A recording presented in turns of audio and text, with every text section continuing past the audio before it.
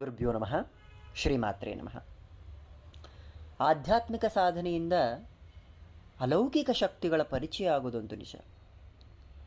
ಯಾಕಂದರೆ ಶ್ರೀವಿದ್ಯಾ ಸಾಧನೆ ಅನ್ನೋದು ಕೂಡ ಹೇಗೆ ಅಂದರೆ, ಶ್ರೀವಿದ್ಯಾ ಸಾಧನೆ ನಮಗೆ ಸರಿಯಾದ ಹಾದಿಲಿ ನಾವು ಹೋಗ್ತಾ ಇದ್ದೀವಿ ಅನ್ನೋವಾಗ ಅನೇಕ ಶುಭಶಕ್ತಿಗಳು ಹಾಗೂ ದುಷ್ಟಶಕ್ತಿಗಳು ಎರಡೂ ಕೂಡ ಕಾಣಿಸ್ಕೊಳ್ಳಲಿಕ್ಕೆ ಅಥವಾ ಅದರ ಅನುಭವವನ್ನು ಕೊಡಲಿಕ್ಕೆ ಶುರು ಮಾಡ್ತವೆ.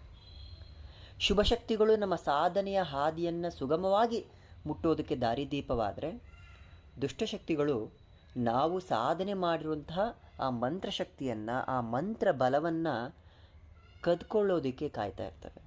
ಎಲ್ಲಾದರೂ ಒಂದು ಸಣ್ಣ ಲೋಪವಾದರೂ ಸಾಕು ಅನ್ನೋದನ್ನು ನಾವು ಕಾಯ್ತಾ ಇರ್ತೇವೆ. ಹಾಗಾಗಿಯೇ ಶ್ರೀವಿದ್ಯಾ ಸಾಧನೆಯಲ್ಲಿ ಮೊದಲು ಹೇಳ್ಕೊಡೋದು ಕವಚಗಳನ್ನು, ನ್ಯಾಸಗಳನ್ನು, ಹಾಗೆ ಹೇಗೆ ಶ್ರೀವಿದ್ಯಾ ಮಂತ್ರಗಳನ್ನು ಗೌಪ್ಯವಾಗಿ ಪಾರಾಯಣ ಮಾಡಬೇಕು ಅನ್ನೋ ವಿಧಾನವನ್ನೇ.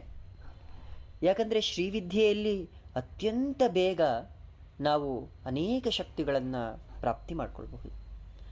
ಅದು ಕೇವಲ ನಮ್ಮ ಒಳಿತಿಗಾಗಿ ಅಥವಾ ನಮ್ಮ ಉದ್ಧಾರಕ್ಕಾಗಿ ಆಗಿದ್ದರೆ ಆ ಜಗನ್ಮಾತೆ ಅನುಗ್ರಹ ಸದಾ ಇರುತ್ತೆ.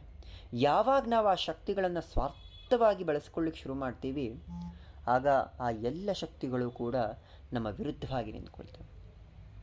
ಶ್ರೀವಿದ್ಯೆಯಲ್ಲಿ ಗಣಪತಿಯಿಂದ ಬಾಲಾ ತ್ರಿಪುರ ಸುಂದರಿ ಆಗಿರಬಹುದು, ಮಾತಂಗಿಯಾಗಿರಬಹುದು, ವಾರಾಹಿಯ ಅಮ್ಮನವರಾಗಿರಬಹುದು, ಹಾಗೆ ಲಲಿತಾ ಮಹಾ ತ್ರಿಪುರ ಸುಂದರಿ ಆಗಿರಬಹುದು, ಪ್ರತಿಯೊಂದು ದೇವತೆಗಳ ಉಪಾಸನೆ ಅಥವಾ ಉಪಾಸನಾ ಮಂತ್ರಗಳು ಎಷ್ಟು ಶಕ್ತಿಶಾಲಿ ಅಂದರೆ, ಆ ಮಂತ್ರಗಳನ್ನು ಇಂತಿಷ್ಟು ಲಕ್ಷ ಜಪ ಮಾಡುವುದರೊಳಗಾಗಿ ಆ ಮಂತ್ರ ದೇವತೆಯ ಅನುಭವ ನಮಗಾಗ್ತಾ ಹೋಗುತ್ತೆ. ಇತ್ತೀಚೆಗೆ ಅಥವಾ ಶ್ರೀವಿದ್ಯಾ ಸಾಧನೆಯನ್ನು ಮಾಡೋದಕ್ಕೆ ಬಂದಂಥ ನಮ್ಮೆಲ್ಲ ಆ ಶ್ರೀವಿದ್ಯಾ ಶಿಷ್ಯವೃಂದಕ್ಕೂ ಅಥವಾ ಸಾಧನಾ ನಿರತರಾಗಿರುವಂತಹ ಸಾಧಕರುಗಳಿಗೂ ಹಾಗೂ ಅನುಭವ ಒಂದೆರಡಲ್ಲ. ಅದನ್ನು ಹೇಳಲಿಕ್ಕೂ ಸಾಧ್ಯವೂ ಇಲ್ಲ. ಯಾಕಂದರೆ ಒಬ್ಬರ ಅನುಭವ ಮತ್ತೊಬ್ಬರಿಗಿಂತ ಭಿನ್ನವಾಗಿರುತ್ತೆ. ಯಾವಾಗಲೂ ಆಧ್ಯಾತ್ಮದಲ್ಲಿ ಒಂದು ಅನುಭವ ಮತ್ತೊಬ್ಬರ ಅನುಭವ ಆಗಿರೋಕ್ಕೆ ಸಾಧ್ಯವೇ ಇಲ್ಲ. ಒಂದೇ ಮಂತ್ರ ಒಂದೇ ಸ್ಥಳದಲ್ಲಿ 10 ಜನ ಕೂತು ಜಪ ಮಾಡಿದಾಗ ಆ 10 ಜನರ ಅನುಭವ ಒಂದಕ್ಕಿಂತ ಒಂದು ಭಿನ್ನವಾಗೇ ಇರುತ್ತೆ. ಹಾಗಾಗಿ ಆಧ್ಯಾತ್ಮದಲ್ಲಿ ಒಂದೇ ರೀತಿಯ ಅನುಭವವನ್ನು ನಾನು ಪಡೆದುಕೊಂಡೆ ಅನ್ನೋದು ಶುದ್ಧ ಸುಳ್ಳು. ಪ್ರತಿ ಸಲ ಕೂಡ ಮಂತ್ರ ಸಾಧನೆಯನ್ನು ಮಾಡೋವಾಗ ಅವರು ನನಗೆ ಹೇಳುವಂತಹ ಅನುಭವಗಳನ್ನು ಕೇಳಿ ನನಗೆ ಖುಷಿ ಆಗುತ್ತೆ. ಹಾಗೆ ಒಂದೊಂದು ಸಲ ಆ ಜಗನ್ಮಾತೆಯ ಕರುಣೆ ಎಂಥದ್ದು ಅನ್ನೋದು ಕೂಡ ನನಗೆ ಅರ್ಥ ಆಗುತ್ತೆ. ಅವಳು ಯಾರ್ಯಾರನ್ನು ಶ್ರೀವಿದ್ಯೆಗೆ ತಂದು ಬಿಟ್ಟಿದ್ದಾಳೆ ಅಂದರೆ, ಅವಳನ್ನು ಅನನ್ಯವಾಗಿ ಯಾರ್ಯಾರು ನಂಬಿದ್ರು, ದಾರಿ ಕಾಣದೆ ಯಾರು ಒದ್ದಾಡ್ತಾ ಇದ್ರು, ಅಂತೆಲ್ಲವರನ್ನು ಕೂಡ ಒಂದೆಡೆ ಮಾಡಿ ನೀನವರನ್ನು ನೋಡ್ಕೋ ಅನ್ನೋ ಜವಾಬ್ದಾರಿನ ಕೊಟ್ಬಿಟ್ಟಿದ್ದಾಳೆ. ಯಾಕಂದರೆ ಯಾವಾಗ ಅವಳು ಜವಾಬ್ದಾರಿನ ಕೊಡ್ತಾಳೆ ಅದನ್ನು ನಿಭಾಯಿಸುವ ಹೊಣೆಯೂ ಅವಳದ್ದೇ. ನಾನು ಪ್ರತಿ ಸಾರಿ ಹೇಳ್ತಾ ಇರ್ತೀನಿ, ನೀನು ಏನನ್ನು ಕೊಟ್ಟಿದ್ದೀಯಾ ಅಥವಾ ನೀನು ಏನನ್ನು ಹೇಳಲಿಕ್ಕೆ ಹೇಳಿದ್ದೀಯ, ನಾನು ಅದನ್ನು ಹೇಳಿದ್ದೀನಿ ಅವರಿಗೆ. ಕೈ ಹಿಡಿದು ನಡೆಸುವ ಹೊಣೆ ನಿನ್ನದು, ಮಾರ್ಗ ತೋರಿಸೋ ದಾರಿ ನಂದು. ಒಂದು ವಿಚಿತ್ರ ಏನು ಅಂದರೆ, ಯಾರೆಲ್ಲರೂ ಶ್ರೀವಿದ್ಯೆಗೆ ಬಂದಿದ್ದಾರೆ ಅದು ಅವಳ ಆಯ್ಕೆ. ಯಾಕಂದರೆ ಪ್ರತಿಯೊಬ್ಬರನ್ನು ಕೂಡ ಅವಳು ಹೇಗೆ ಆರಿಸ್ಕೊಳ್ತಾಳೆ ಅಂದರೆ, ಕೆಲವರು ತುಂಬ ನೋವಿನಲ್ಲಿರಬಹುದು, ಅಥವಾ ನೀನು ನನಗೆ ಬೇಡ ಹೋಗು ಅಂತ ಹೇಳಿರಬಹುದು, ಅಥವಾ ನೀನು ನನ್ನ ಮೇಲೆ ಕರುಣೆನೇ ತೋರಿಸ್ತಾ ಇಲ್ವಲ್ಲ ತಾಯಿ ಅಂತವರಾಗಿರಬಹುದು. ಅಂತೆಲ್ಲರನ್ನೂ ಕೂಡ ಒಗ್ಗೂಡಿಸಿ ನಾನಿದ್ದೇನೆ ಅನ್ನುವ ಅನುಭವಗಳನ್ನು ಕ್ಷಣ ಮಾತ್ರದಲ್ಲಿ 1 ದಿನಕ್ಕೋ 2 ದಿನಕ್ಕೋ ಮಂತ್ರಾನುಷ್ಠಾನಗಳಲ್ಲಿ ಅವಳು ಕೊಡ್ತಾ ಹೋಗ್ತಾ ಇದ್ದಾಳೆ. ಅವಳು ಬಂದು ನಿಂತ್ಕೊಳ್ತಾ ಇದ್ದಾಳೆ ಅಥವಾ ಅವ್ರ ಜೊತೆ ಮಾತಾಡಿದ ಅನುಭವ ಆಗ್ತಾ ಇದೆ. ಆ ಹಿರಿಮೆ ಅಥವಾ ಆ ಫಲ ಅವಳದ್ದು ಮಾತ್ರ. ಯಾಕಂದರೆ ಮಾಡುವವರ ನಂಬಿಕೆ, ಅವಳಿದ್ದಾಳೆ ಅನ್ನುವ ದೃಢವಾದ ನಂಬಿಕೆಯಲ್ಲಿ ಯಾರು ಕೂತು ಜಪ ಮಾಡ್ತಾರೆ ಅವಳಿಗೆ ಬರಲೇಬೇಕು. ಯಾಕಂದರೆ ಮಂತ್ರಾಧೀನ ದೈವಂ, ಎಲ್ಲ ದೇವತೆಗಳು ಮಂತ್ರಸ್ವರೂಪರು, ಮಂತ್ರಕ್ಕೆ ಅಧೀನರು, ಯಂತ್ರಾಧೀನರು. ಮಂತ್ರದ ಪ್ರತಿ ಅಕ್ಷರಗಳು ಆ ದೇವತಾ ಸ್ವರೂಪ ಇರುತ್ತೆ. ಮಂತ್ರವನ್ನು ನಾವು ಯಾಕೆ ಜಪ ಮಾಡ್ತಾ ಮಾಡ್ತಾ ಆ ದೇವತಾ ಸ್ವರೂಪವಾಗಿ ಹೋಗ್ತೀವಿ ಅಂದರೆ, ಆ ದೈವಶಕ್ತಿ ನಮ್ಮಲ್ಲಿ ಆ ಬದಲಾವಣೆಯನ್ನು ತರುತ್ತೆ. ನಮ್ಮ ಮನಸ್ಸನ್ನು ಆ ದೈವದ ಗುಣಗಳಲ್ಲಿ ತುಂಬಿಬಿಡುತ್ತೆ. ಲಲಿತಾ ಪರಮೇಶ್ವರಿ ಅವಳ ಆ ಸೌಮ್ಯ ಸ್ವರೂಪ, ಆನಂದಮಯ ಸ್ವರೂಪ ಅವಳ ಉಪಾಸಕರಲ್ಲೂ ಬರುತ್ತೆ. ಕ್ರೋಧ, ಕಾಮ, ಲೋಭ, ಮೋಹ, ಮದಮಾತ್ಸರ್ಯಗಳು ಎಲ್ಲವನ್ನು ನಶಿಸಿ ನಾಶ ಮಾಡಿ ಅವಳ ಮೇಲೆ ಭಕ್ತಿಯನ್ನು ಸ್ಥಿರವಾಗಿ ನಿಲ್ಲಿಸ್ಬಿಡ್ತಾಳೆ. ನಮ್ಮ ಮನಸ್ಸನ್ನು ಶುದ್ಧವಾಗಿ ಯಾವುದೂ ಬೇಡ, ಅವಳ ಕರುಣೆಯೊಂದು ಸಾಕು ಅನ್ನೋ ಮಟ್ಟಕ್ಕೆ ತಂದು ನಿಲ್ಲಿಸ್ತಾಳೆ. ಬೇರೆ ಸಾಂಸಾರಿಕ ಲೌಕಿಕ ಎಲ್ಲ ಕರ್ತವ್ಯಗಳನ್ನು ನಿಭಾಯಿಸೋದನ್ನ ಕಲಿಸ್ಕೊಡ್ತಾಳೆ ಮೊದಲು. ಅದೆಲ್ಲವನ್ನು ಬಿಟ್ಟು ನೀನು ಸನ್ಯಾಸಿಗೆ ಬಾ ಅಂತ ಹೇಳೋದೇ ಇಲ್ಲ ಆಕೆ. ನೀನು ಇದ್ದೀಯಾ ಅಂದರೆ ನಿನ್ನ ಜವಾಬ್ದಾರಿ, ನಿನ್ನ ತಂದೆ ತಾಯಿ ಮಕ್ಕಳು ಹೆಂಡತಿ ಎಲ್ಲರದ್ದು ನಿನ್ನದೇ ಜವಾಬ್ದಾರಿ. ಅದೆಲ್ಲವನ್ನು ಮುಗಿಸು. ಅದೆಲ್ಲವನ್ನು ಮುಗಿಸುವುದರ ಜೊತೆಗೆ ನಾನು ಕೂಡ ನಿನ್ನ ಒಟ್ಟಿಗೆ ಇರ್ತೇನೆ, ನನ್ನನ್ನು ನೀನು ಆರಾಧಿಸು. ಯಾವಾಗ ನಾನು ಬಾ ಅಂತ ಹೇಳ್ತೀನಿ ಆಗ ನನ್ನೊಟ್ಟಿಗೆ ಚಿಂತಾಮಣಿ ಸದೃಶವಾದ ಆ ಮಹಾ ದೇವಿಯ ಶ್ರೀಚಕ್ರ ನಗರಕ್ಕೆ ಕರ್ಕೊಂಡು ಹೋಗ್ಬಿಡ್ತಾರೆ. ನಾವು ಯಾವ ಚಿಂತಾಮಣಿ ಇದ್ದರೆ ಎಲ್ಲವೂ ಬಯಸಿದ್ದೆಲ್ಲವೂ ಬೇಕು ಬರುತ್ತೆ ಅಂತ ಅಂದ್ಕೊಂಡಿದ್ದೀವೋ ಅಂಥ ಚಿಂತಾಮಣಿಯ ಅವಳ ಆಸನ ಎಷ್ಟು ಚಂದ ಅವಳು. ಅಂದರೆ ಆ ಚಿಂತಾಮಣಿಯ ಮೇಲೆ ಕೂತ್ಕೊಳ್ಳೋ ಅವಳು ನಾವು ಬೇಡೋ ಸಣ್ಣ ಲೌಕಿಕ ಬಯಕೆಗಳನ್ನು ಈಡೇರಿಸೋದಿಲ್ವ. ದೃಢವಾದ ನಂಬಿಕೆ ಬೇಕು. ಆ ದೃಢವಾದ ನಂಬಿಕೆಗಿಂತ ಅವಳು ತೋರುವ ಹಾದಿಯಲ್ಲಿ ನಾವು ಸಾಗಬೇಕು. ಇಲ್ಲ ಅದು ಆಗೋದಿಲ್ಲ, ನಾನು ಮುಂದೊಂದಿನ ದೀಕ್ಷೆ ತೊಗೊಳ್ತೇನೆ, ಮತ್ತೆ ಯಾವಾಗಲೂ ತೊಗೊಳ್ತೀನಿ, ಸಾಧ್ಯನೇ ಇಲ್ಲ. ಯಾಕಂದರೆ ಕೆಲವರಿಗೆ ಎಲ್ಲವೂ ಇದ್ದು ತೊಗೊಳಕ್ಕೆ ಸಾಧ್ಯ ಆಗೋದಿಲ್ಲ. ಯಾಕಂದರೆ ಅವಳು ಅಡ್ಡಿ ಮಾಡ್ತಾಳೆ. ಅವಳು ಕೊಡದೆ ಯಾರೂ ಕೂಡ ಶ್ರೀವಿದ್ಯೆ ಹಾದಿಗೆ ಬರಲಿಕ್ಕೆ ಸಾಧ್ಯವೇ ಇಲ್ಲ. ಅಥವಾ ನಾನು ಹೋಗಿ ತೊಗೊಳ್ಬಿಡ್ತೀನಿ, ನಾನು ಮಂತ್ರದೀಕ್ಷೆಯನ್ನು ತೊಗೊಳ್ತೀನಿ, ನಾನು ಸಾಧನೆಯನ್ನು ಮಾಡ್ತೀನಿ, ಅಸಾಧ್ಯ ಅದು. ಶ್ರೀವಿದ್ಯೆಯನ್ನು ರಕ್ಷಣೆ ಮಾಡ್ತಾ ಇರೋ ಮಹಾಶಕ್ತಿಗಳಿದ್ದಾವೆ, ಯೋಗಿನಿ ಶಕ್ತಿಗಳಿದ್ದಾವೆ.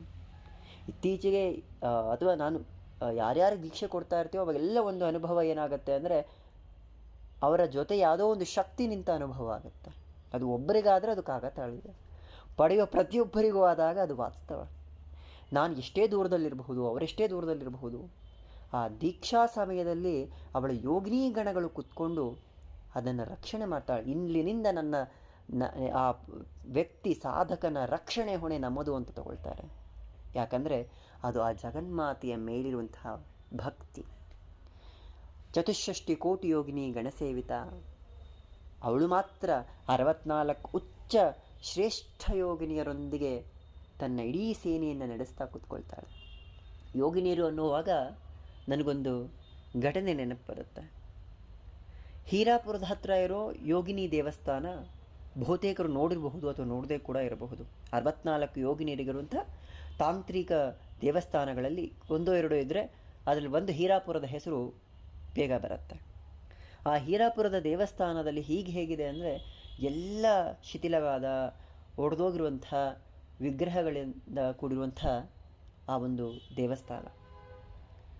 ಹೀಗೆ ನನ್ನ ಗುರುಗಳನ್ನು ನಾನು ಅತಿ ಹೆಚ್ಚು ಪ್ರಶ್ನೆಗಳನ್ನು ಕೇಳುವಾಗ ಈ ಯೋಗಿನಿಯಾರು, ಯಕ್ಷಿಣಿಯಾರು, ಢಾಕಿನಿಯಾರು, ಶಾಕಿನಿಯಾರು, ಗಂಧರ್ವರ್ಯಾರು, ಈ ಎಲ್ಲ ಪ್ರಶ್ನೆಗಳು, ಲಲಿತಾ ಪರಮೇಶ್ವರಿ ಯಾರು, ಎಲ್ಲವನ್ನು ನಾನು ಅತಿ ಹೆಚ್ಚು ಕೇಳ್ತಾ ಇದ್ದಾಗ ಅವ್ರು ನನಗೆ ಕೇಳೋದಕ್ಕಿಂತ ಹೆಚ್ಚಾಗಿ ತೋರಿಸಿದ್ದೇ ಜಾಸ್ತಿ. ನೋಡಿ ಹೀಗಿದೆ, ನೀನು ಕೇಳಬೇಡ ನನ್ನೊಟ್ಟಿಗೆ, ನೀನು ನೋಡ್ಬಾ. ಆ ಯೋಗಿನಿ ಕುರಿತು ಒಂದು ಚರ್ಚೆ ಬಂದಾಗ ಆ ದೇವಸ್ಥಾನವನ್ನು ನನಗೆ ತೋರಿಸ್ತಾರೆ. ಇಲ್ಲ ಹಿಂಗಿದೆ ನೋಡು. ನಾನು ಆ ವಿಗ್ರಹಗಳನ್ನು ನೋಡಿ ಅಯ್ಯೋ ಇಷ್ಟು ಚಂದ ವಿಗ್ರಹಗಳು ಹೊಡೆದೋಗಿದೆಯಲ್ಲ, ಹೊಡೆದಾಕ್ತವ್ರಿಗೆ ಯಾವ ಮನಸ್ಥಿತಿಯವರು, ಯಾರು ಆ ಮಟ್ಟದ ಕೀಳು ಮನಸ್ಥಿತಿ ಹೊಂದಿರ್ತಾರೆ ಇಷ್ಟು ಸುಂದರವಾದ ಅಮ್ಮನವ್ರ ವಿಗ್ರಹಗಳನ್ನು ಹೊಡೆದು ಹಾಕೋದಕ್ಕೆ. ಇಲ್ಲ ಬಿಡು, ಆದರೂ ಹೊಡೆದೋದ್ರೂ ಅಲ್ಲಿ ಶಕ್ತಿ ಜಾಸ್ತಿ ಇಲ್ಲ. ಯೋಗಿನಿಯರು ಅಂದರೆ ಅದೊಂದು ಮಂತ್ರಶಕ್ತಿ, ಅದು ಒಂದು ಪ್ರಚಂಡ ಶಕ್ತಿ.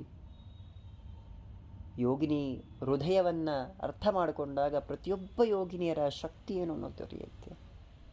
ಆ ಜಗನ್ಮಾತೆಯ ಶಕ್ತಿ ಸೇನೆ ಎಂಥದ್ದು ಅನ್ನೋದು ತಿಳಿತಾ ಹೋಗುತ್ತೆ.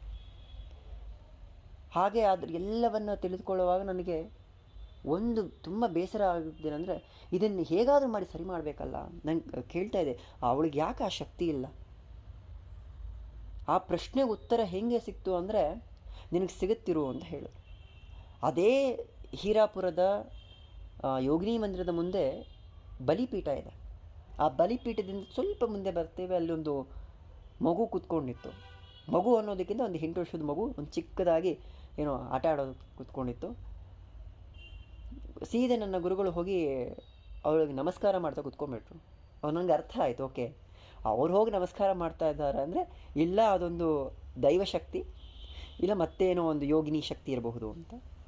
ಬಟ್ ನಾನು ಅಂದ್ಕೊಂಡಿದ್ದು ಎಷ್ಟು ಮುಟ್ಟಾಳ್ತನ ಅಂದರೆ, ಆ ದೈವಶಕ್ತಿಯನ್ನು ಮೀರಿದ ಪರಾಶಕ್ತಿ ಇದು. ಸಾಕ್ಷಾತ್ ಲಲಿತೆಯ ಬಾಲಸ್ವರೂಪ. ನನ್ನ ಗುರುಗಳು ಸಾಕಷ್ಟು ಬಾರಿ ಹೇಳಿದ್ದಾರೆ, ಅವಳು ಬಂದರೆ ಬಾಲೆಯಾಗಿಯೇ ಬರೋದು. ಅವಳು ದರ್ಶನ ಕೊಡ್ತಾಳೆ ಅಂದರೆ ಅವಳು ಬಾಲ ತ್ರಿಪುರ ಸುಂದರಿಯಾಗೇ ಬರೋದು. ಅವಳು ಕುತ್ಕೊಂಡ್ಬಿಟ್ಟಿದ್ದಾರೆ ಅಮ್ಮನವ್ರ ಮುಂದೆ. ಏನು ಮಾಡಬೇಕು ಗೊತ್ತಿಲ್ಲ. ನಾನು ಸುಮ್ಮನೆ ನಿಂತ್ಕೊಂಡು ನೋಡ್ತಾ ಇದ್ದೇನೆ ಏನಾಗುತ್ತೆ. ಆ ಮಾತುಕತೆ ಸನ್ನಿವೇಶ, ಇಬ್ಬರು ಏನು ಮಾತಾಡಲೇ ಇಲ್ಲ. 15-20 ನಿಮಿಷ ಸುಮ್ಮನೆ ನಿಂತ್ಕೊಂಡಿದ್ದಾರೆ. ಅವ್ರು ಹಾಗೆ ನೋಡ್ತಾ ಇದ್ದಾರೆ. ಇಬ್ಬರದ್ದು ಏನೂ ಇಲ್ಲ ಮಾತುಕತೆ, ಯಥಾಸ್ಥಿತಿ. ಈ ಮೌನವನ್ನು ಹೇಗೆ ಅರ್ಥ ಮಾಡ್ಕೊಳ್ಬೇಕು ಅನ್ನೋದು ಪರಿಜ್ಞಾನ ಕೂಡ ನನಗಿಲ್ಲ. ಸುಮ್ಮನೆ ನಾನು ನಿಂತ್ಕೊಂಡಿದ್ದೆ. ಒಂದು ಸ್ವಲ್ಪ ಹೊತ್ತಾದಮೇಲೆ ಕತ್ತಲಾವರಿಸಿದಂಥ ಭಾವ ಕಣ್ಣುಗಳಿಗೆ. ಸರಿ ನೋಡಿದ್ರೆ ಮತ್ತೆ ಅಲ್ಲಿ ಅಮ್ಮನವರು ಇಲ್ಲ. ನನ್ನ ಗುರುಗಳನ್ನ ನಾನು ಕೇಳಿದೆ, ಅಲ್ಲ ಬಂದದ್ದು ಯಾರದು, ನನಗೆ ಯಾರು ಅನ್ನೋದು ಗೊತ್ತಿಲ್ಲ. ಹಾಗೆ ಹೇಳಿದ್ರು ಅವರು, ನೀನು ಏನು ಪ್ರಶ್ನೆ ಕೇಳಿದೆ ನನ್ನನ್ನು, ಅವಳದಕ್ಕೆ ಉತ್ತರವಾಗಿ ಬಂದಿದ್ಲು. ನಾನು ಏನು ಪ್ರಶ್ನೆ ಕೇಳಿದ್ದೆ, ಈ ಯೋಗಿನಿ ಮಂದಿರವನ್ನು ಮತ್ತೆ ಯಾರಾದರೂ ಉದ್ಧಾರ ಮಾಡ್ಬೋದಲ್ಲ, ಜೀರ್ಣೋದ್ಧಾರ ಮಾಡ್ಬೋದಲ್ಲ, ಯಾಕೆ ಸಾಧ್ಯ ಆಗ್ತಾ ಇಲ್ಲ? ಅವರಿಬ್ಬರ ಸಂಭಾಷಣೆ ಏನಿತ್ತು, ನಾನು ಕೇಳಿದ ಪ್ರಶ್ನೆಗೆ ಅವಳು ಸ್ವತಃ ಬಂದು ಉತ್ತರ ಕೊಟ್ಟು ಹೋಗಿದ್ದರು, ಯಾಕೆ ಆಗ್ತಿಲ್ಲ ಅಂತ. ಉತ್ತರ ಭಾರತದಲ್ಲಿ ಅತಿ ಹೆಚ್ಚು ಯೋಗಿನಿಯರ ಉಪಾಸನೆ ಇದೆ. ನನ್ನ ಮೂಲ ಸ್ಥಾನ ಇರೋದು ದಕ್ಷಿಣದಲ್ಲಿ ಮಾಡಬಹುದಲ್ವಾ ನೀವು ಅನ್ನೋದನ್ನು ನನ್ನ ಗುರುಗಳಿಗೆ ಸೂಚನೆ ಕೊಟ್ಟರು. ಆ ಸೂಚನೆ ಹೇಗಿತ್ತು ಅಂದರೆ, ನಾನು ಅದನ್ನು ಈಗ ನೆನೆಸ್ಕೊಂಡ್ರು ಮೈ ರೋಮಾಂಚನ ಆಗುತ್ತೆ, ಅಷ್ಟು ಖುಷಿಯಾಗತ್ತೆ. ಆ ಭಾವ, ಆ ಜಗನ್ಮಾತೆಯ ಆ ದಿವ್ಯ ಸ್ವರೂಪ ಗೊತ್ತೇ ಆಗೋದಿಲ್ಲ. ಅದು ಆ ಮಹಾತಾಯಿ ಅನ್ನೋದು ಬಾಲೆಯಲ್ಲಿ ಬಾಲೆ ಅವಳು. ಈ ಎಲ್ಲ ಸನ್ನಿವೇಶಗಳಾದಮೇಲೆ ಅಲ್ಲಿ ಏನು ಮಾತಾಡೋದೇ ಇಲ್ಲ. ಮತ್ತೆ ನಮ್ಮ ಯಥಾಸ್ಥಿತಿ ಬಂದಾದಮೇಲೆ ನಾನು ಕೇಳ್ತಿದ್ದೆಲ್ಲ, ಅಲ್ಲೇ ಏನಾಯ್ತು, ಅದು ಏನು ಸಂಭಾಷಣೆ, ಅಷ್ಟು 15-20 ನಿಮಿಷ ನೀವು ಮೌನವಾಗಿದ್ಬಿಟ್ರಿ, ಅಲ್ಲಿ ಯಾರಿದ್ದಾರೇನೋ ಅರಿವು ಕೂಡ ನನಗಾಗಲಿ, ಏನಾಯಿತು? ಇಲ್ಲ ಅವರು ಇಷ್ಟೇ ಹೇಳಿತ್ತು, ನಿನಗೊಂದು ದೊಡ್ಡ ಜವಾಬ್ದಾರಿ ಕೊಡ್ತೇನೆ ನಾನು. ಏನು? ದಕ್ಷಿಣದಲ್ಲಿ, ಅದು ಈ ನಮ್ಮ ಕರ್ನಾಟಕದಲ್ಲಿ ಯೋಗಿನಿಯ ಚತುಷ್ಷಷ್ಟಿ ಕೋಟಿ ಯೋಗಿನಿ ಸಹಿತ ಚಂಡೀಪೀಠದಲ್ಲಿ ಲಲಿತಾ ಪರಮೇಶ್ವರಿ ದೇವಸ್ಥಾನ ಆಗಬೇಕು, ಮಾಡೋಕ್ಕೆ ಸಾಧ್ಯನಾ? ನನಗೆ ಒಂದೋ ಎರಡೋ ಏನೋ ಚಿಕ್ಕ ಪುಟ್ಟ ಕೆಲಸ ಅಂದರೆ ಯಾರೋ ಮಾಡಬಹುದು. ಯೋಗಿನಿ ದೇವಸ್ಥಾನ ಅಂದರೆ ಅದು ಅಸಾಧ್ಯದ ಮಾತು. ನಾನು ಅದರ ಬಗ್ಗೆ ಐಡಿಯಾನೂ ಇಲ್ಲ, ಯೋಚನೆಯೂ ಇಲ್ಲ, ಏನೂ ಇಲ್ಲ, ನನಗೆ ಸಾಧ್ಯನೇ ಇಲ್ಲ. ಇಲ್ಲ, ಮುಂದೊಂದಿನ ಸಮಯ ಬರುತ್ತೆ, ನಿನಗೆಲ್ಲವೂ ಅದು ಅರಿವಾಗುತ್ತೆ. ಈ ಸಂಭಾಷಣೆ ಆದಮೇಲೆ ನಾನು ಒಂದು ಸ್ವಲ್ಪ ರಿಸರ್ಚ್ ಮಾಡಲಿಕ್ಕೆ ಶುರು ಮಾಡಿದೆ. ಏನದು ಯೋಗಿನಿ ದೇವಸ್ಥಾನ, ಯಾರ್ಯಾರಿರ್ತಾರೆ, 64 ಜನ ಯೋಗಿನಿಯರು ಏನು, ಆ ಹೀರಾಪುರದ ಇತಿಹಾಸ ಏನು, ಎಲ್ಲವನ್ನು ನೋಡ್ತಾ ಹೋದಾಗ ನಾನು ಮತ್ತೆ ಒಂದು 2-3 ತಿಂಗಳಾದಮೇಲೆ ಮತ್ತೆ ನಾನು ಗುರುಗಳನ್ನ ಭೇಟಿ ಮಾಡಿದಾಗ ಅವ್ರಿಗೆ ಹೇಳಿದೆ, ಇಲ್ಲ ಅಮ್ಮನವ್ರ ಸೂಚನೆ ಬಹುಶಃ ಸೂಕ್ತವಾಗಿದೆ. ಈ ಒಂದು ದೇವಸ್ಥಾನ ಆದರೆ ಎಲ್ಲರಿಗೂ ಕೂಡ ಅವಳ ಆ ದಿವ್ಯ ಶಕ್ತಿ ಏನು ಅನ್ನೋದು ತಿಳಿಯುತ್ತೆ. ಮಾಡೋ ಪ್ರಯತ್ನ ಅಂತೂ ಮಾಡ್ತೀನಿ, ಅವಳ ಇಚ್ಛೆ ಏನಿದೆ ನನಗೆ ಗೊತ್ತಿಲ್ಲ. ಇದಾದ ಮೇಲೆ ನನ್ನ ಗುರುಗಳು ತಮ್ಮ ಶರೀರವನ್ನು ತ್ಯಜಿಸಿ ಅವಳ ಸಾನ್ನಿಧ್ಯವನ್ನು ಪಡ್ಕೊಳ್ತಾರೆ. ಆ ಸಮಯದಲ್ಲಿ ನನಗೆ ಒಂದು ಇನ್ನೇನು ಅವರು ಶರೀರವನ್ನು ಬಿಡಬೇಕು, ಆ ಸಮಯದಲ್ಲಿ ಈ ಯೋಗಿನಿ ಶಕ್ತಿಗಳು ಹೇಗೋ ಹಾಗೆ ಅಷ್ಟ ಯಕ್ಷಿಣಿಯರು ಬರ್ತಾರೆ.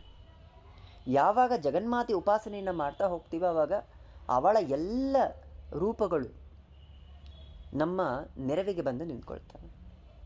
ಹೀಗೆ ಒಂದು ದಿನ ಅವ್ರು ಇನ್ನೊಂದು ವಾರ ಅನಿಸುತ್ತೆ ಶರೀರವನ್ನು ತ್ಯಜಿಸಿ ಹೋಗೋದಕ್ಕೆ. ಅವ್ರ ಮನೆಗೆ ಹೋಗಿ ಕೂತ್ಕೊಂಡಿದ್ದೀನಿ. ಅತ್ಯಂತ ಸುಂದರವಾದ ಒಂದು ಹುಡುಗಿ ಅವರ ಪೂಜಾ ಗೃಹದಲ್ಲಿ ಕೂತ್ಕೊಂಡಿದ್ರು. ಮಾಮೂಲಿ ಅವ್ರನ್ನ ನೋಡೋದಕ್ಕೆ ಕೆಲವರು ಬರ್ತಾರೆ, ಯಾಕಂದರೆ ಸಾಧಕರು ತುಂಬ ಜನ ಇರ್ತಾರೆ. ನಾನು ಯಾರೋ ಸಾಧಕಿ ಇರಬೇಕು ಅನ್ನೋ ಕಾರಣಕ್ಕೆ ಕಾಯ್ತಾ ನಿಂತಿದ್ದೆ. ಇಲ್ಲ, ನೀನು ಒಳಗೆ ಬಾ. ಒಳಗೆ ಹೋದೆ. ನಾನು ಒಳಗೆ ಹೋದ ತಕ್ಷಣ ಹುಡುಗಿ ಇಲ್ಲ. ಅಲ್ಲ, ನಾನು ಇನ್ನೂ ಜಸ್ಟ್ ಕತ್ತು ಬಗ್ಸಿ ಒಳಗೆ ಹೋಗೋದ್ರೊಳಗಡೆ ಅಲ್ಲಿ ಇಲ್ಲ.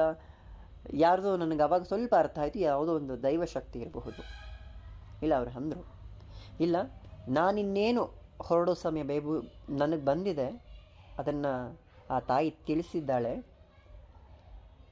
ಈಗ ಬಂದದ್ದು ಯಾರು ಅಂದರೆ ಒಂದು ಯಕ್ಷಿಣಿ, ಅತ್ಯಂತ ಸೌಮ್ಯ ಸ್ವರೂಪದ ಆ ಜಗನ್ಮಾತೆಗೆ ಅತ್ಯಂತ ಪ್ರಿಯವಾದ ಒಂದು ಯಕ್ಷಿಣಿ. ಅವಳನ್ನು ನಾನು ಅಮ್ಮ ಅಂತಲೇ ಸಂಬೋಧಿಸ್ತೀನಿ ಯಾವಾಗಲೂ. ಯಾಕಂದರೆ ನನ್ನ ಪ್ರತಿ ಸಮಸ್ಯೆಗಳನ್ನು ಅಮ್ಮ ಅನ್ನುವ ಆ ಎರಡಕ್ಷರದಲ್ಲಿ ಕರೆದಿದ್ದ ತಕ್ಷಣ ಆ ಸಮಸ್ಯೆಯನ್ನು ನಿವಾರಣೆ ಮಾಡಿಬಿಡ್ತಾರೆ ಅವರು. ನನ್ನ ಗುರುಗಳ ಅನುಗ್ರಹ ಅದು.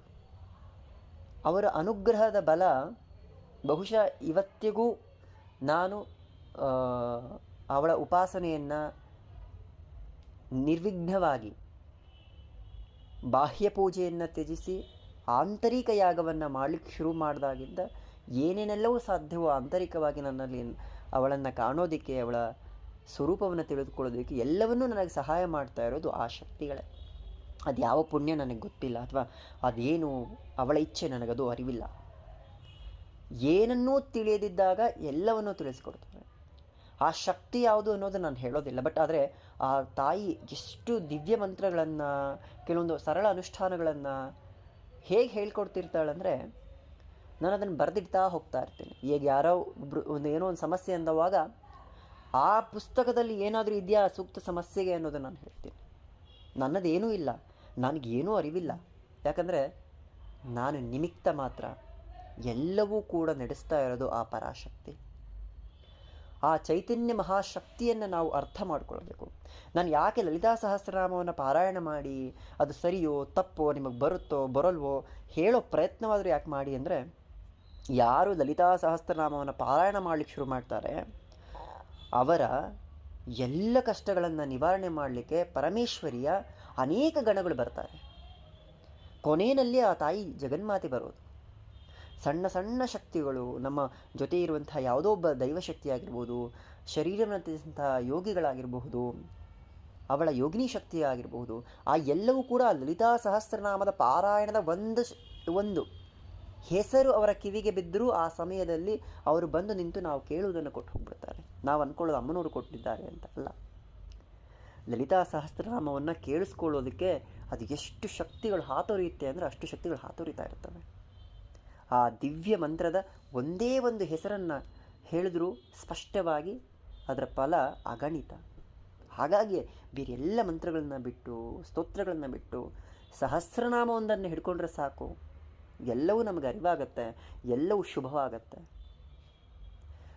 ನಾವು ಶ್ರದ್ಧೆ ಇಟ್ಟು, ನಿಷ್ಠೆ ಇಟ್ಟು ಅವಳೇ ಸರ್ವಸ್ವವನ್ನು ನಿಂತ್ಕೊಂಡಾಗ ಆ ಶ್ರೀಚಕ್ರ ಸ್ವರೂಪಿಣಿಯಾದ ಆ ಜಗನ್ಮಾತೆ ಬಂದುಬಿಡ್ತಾಳೆ.